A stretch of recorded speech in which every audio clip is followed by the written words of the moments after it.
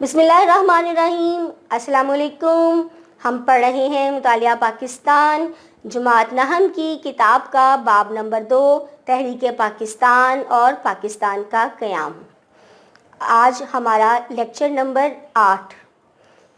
ہمارے اس لیکچر کا جو سب سے پہلا ٹاپک ہے وہ ہے شملہ کانفرنس اور انتخابات۔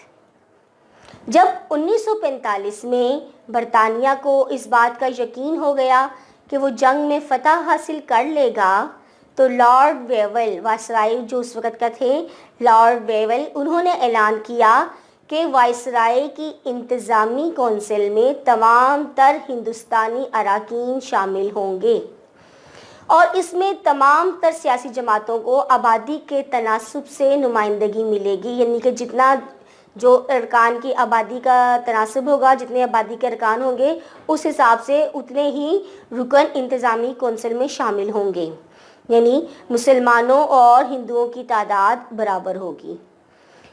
1945 میں ان تجاویز پہ غور کرنے کے لیے شملہ کے مقام پر کانفرنس کا انعقاد ہوا۔ اس کونسل میں 5 مسلم اراکین شامل کرنے کی تجویز تھی، جبکہ کانگریس کا مطالبہ تھا کہ وہ 1 مسلم نمائندہ نامزد کرے گی۔ قائد اعظم نے کہا کہ 5 مسلم اراکین کو مسلم لیگ ہی نامزد کرے گی کیونکہ مسلمانوں کی نمائندہ جماعت مسلم لیگ ہے، اور اسی نقطے پہ شملہ کانفرنس ناکام ہو گئی۔ اب یہ بات آپ کے ذہن میں آ رہی ہوگی کہ قائد اعظم کیوں یہ بار بار کہہ رہے تھے کہ مسلم لیگ ہی مسلمانوں کی نمائندہ جماعت ہے، کیونکہ کانگریس جو تھی وہ اپنے آپ کو کہا کرتی تھی کہ ہم برِ صغیر کی واحد نمائندہ جماعت ہے۔ کانگریس میں مسلمان بھی شامل تھے اور ہندو بھی شامل تھے۔ قائد اعظم بھی پہلے کانگریس میں ہی شامل تھے، لیکن جب انہیں احساس ہوا کہ جو جماعت ہے یہ بددیانتی کر رہی ہے اور ہندوؤں کو زیادہ اہمیت دے رہی ہے، تو انہوں نے پھر واشگاف انداز میں مسلم لیگ میں شامل ہو گئے اور یہ کہا کہ نہیں، صرف مسلم لیگ ہی مسلمانوں کی نمائندہ جماعت ہے اور یہی جماعت مسلم اراکین کو نامزد کرے گی۔ جب شملہ کانفرنس ناکام ہو گئی اور اس میں اس بات کا فیصلہ نہ ہو سکا کہ مسلم لیگ مسلمانوں کی واحد نمائندہ جماعت ہے، تو اس بات کا فیصلہ 1945 اور 46 کے انتخابات میں ہوا۔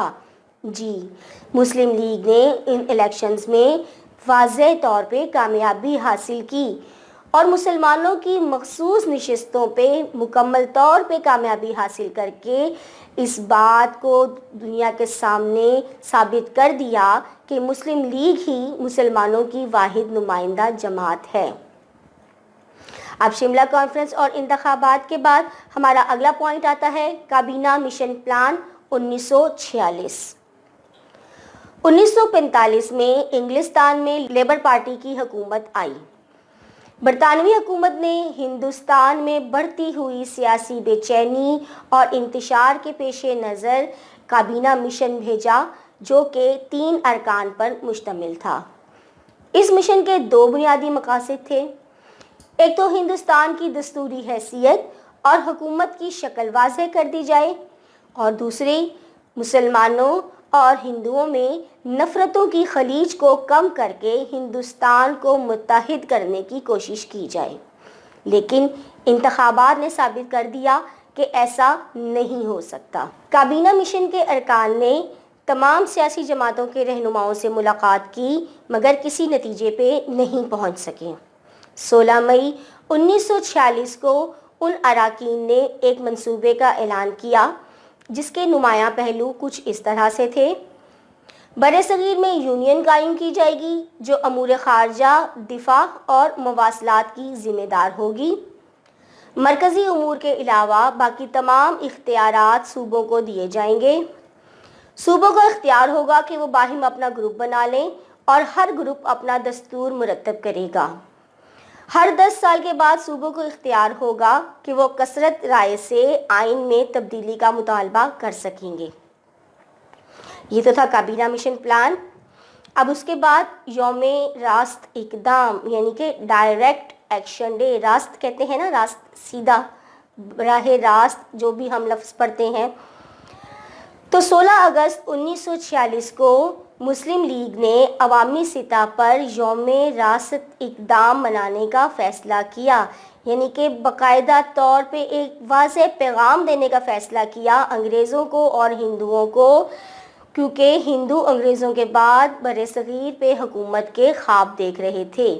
اس روز برصغیر میں جگہ جگہ جلسے کیے گئے جس میں کانگریس کے عزائم کو بے نقاب کیا گیا۔ تو یہ تو تھا ہمارا آج کا لیکچر۔ انشاءاللہ تعالیٰ اگلے لیکچر میں آپ سے ملاقات ہوگی، تب تک کے لیے اللہ حافظ۔